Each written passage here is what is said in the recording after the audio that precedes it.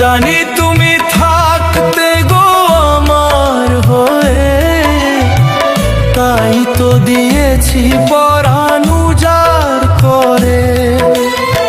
সেদিনের সে কথা আইজো মনে পড়ে, সেদিনের সে কথা আইজো মনে পড়ে। তুমিও কি ভেবেছিলে আগে?